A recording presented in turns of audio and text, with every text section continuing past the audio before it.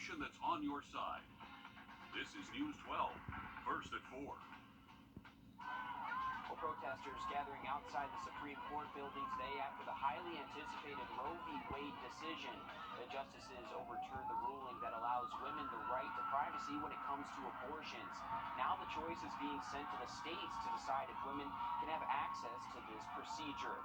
A hot debate in Georgia and South Carolina. Both states have developed laws that restrict access to abortions. And the district attorney also commenting on the Roe v. Wade decision. In a quote from his office, they will not expend resources to prosecute women and their doctors for their own health care decisions.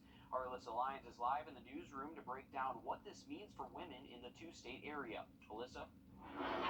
Well, just like you said, that landmark ruling ultimately returns the decision to the state on whether or not they will regulate abortion, and having even more of an immediate impact right here in Georgia. Governor Kemp signed the heartbeat bill in 2019 that bans abortions at the sign of a fetal heartbeat, which can be detected as early as 6 weeks. The heartbeat bill was tossed out as unconstitutional in federal court, but was appealed and is waiting a decision. Now it could go into effect before the day is out.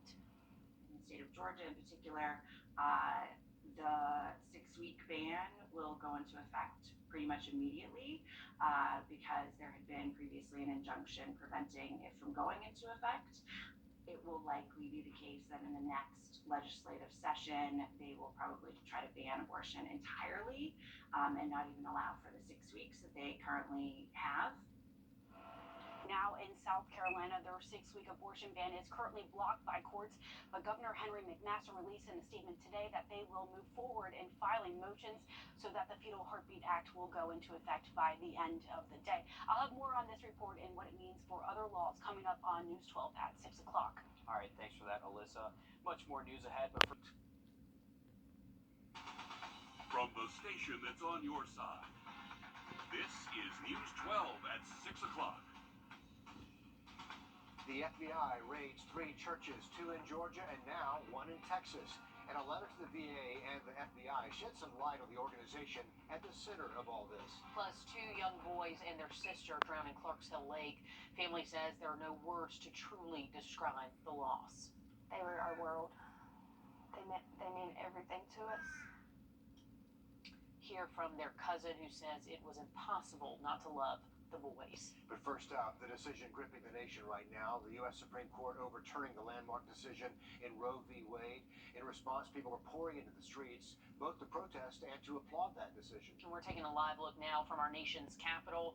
We are also taking a look at South Carolina and New York. We've been following these rallies all day, and if you take a look here in these split screens, you can see there are just hundreds of people all over the country who are speaking up and speaking out, and those protests are still going strong tonight. Emotions running high, as you can imagine, on both sides of the aisle.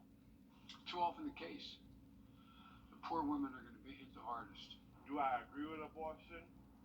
No, I don't. But it's not for me to say that you, a woman, or anyone should do something just because I think it's the right thing to do. The voiceless will finally have a voice. So, I'm going to give you a look at the states likely to ban abortion in the wake of all this now that the Supreme Court has cleared the way.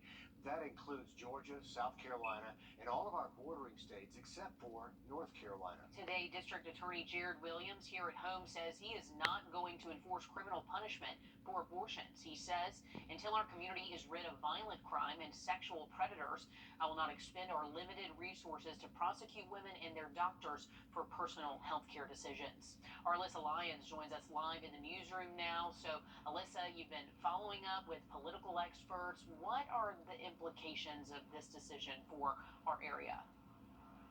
Yeah, that landmark ruling ultimately placing the decision in the state's hands when it comes to regulating abortion. That decision has a wide range of effects impacting people nationwide, and it could make ripples here at home before the day is out. The Supreme Court has spoken, and they've decided it's up to states to decide. If they want to ban it completely, if they want to have a 6-week ban, if they want to have exceptions for rape, incest, health of the mother, they get to completely decide what that looks like. That the U.S. Constitution does not, in fact, provide for this right. In 2019, Governor Kemp signed the heartbeat bill. That law bans abortions at the first sign of a fetal heartbeat, which can be detected as early as 6 weeks before many women even know they're pregnant. It was law, then it was appealed, and the 11th Circuit Court decided to wait for the Supreme Court to weigh in.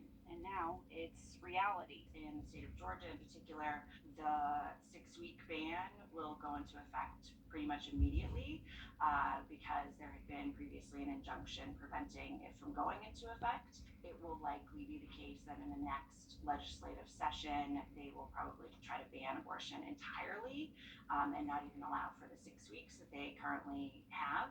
Roe v. Wade held that due process under the 14th Amendment of the U.S. Constitution. It provides a fundamental right to privacy. Other cases that use that same precedent could find themselves on the chopping block too.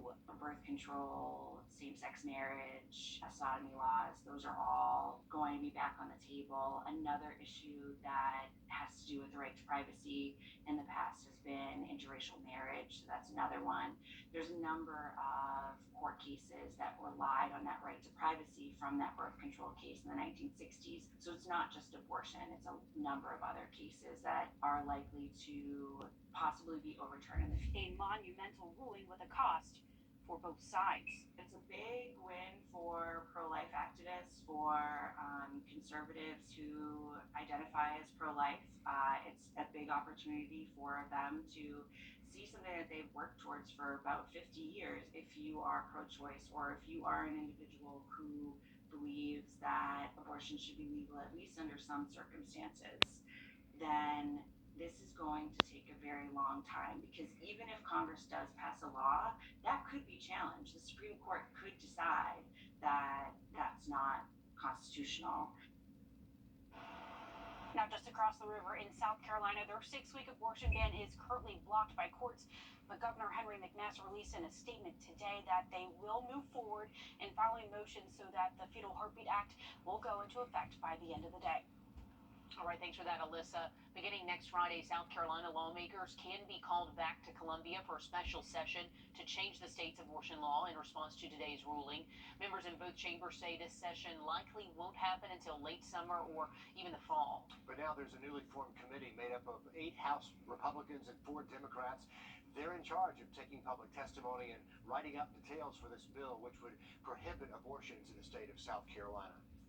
I think we have a very conservative state. I think we have a very conservative legislature, and I think it'll be a conservative law that'll be passed. I will appeal to my moderate Republican colleagues to think about that when casting votes that are going to really take us back 50 plus years. Earlier today, the Attorney General filed an emergency motion to allow the state to now enforce the fetal heartbeat law. Much more news ahead. Give you a live look outside now as we check out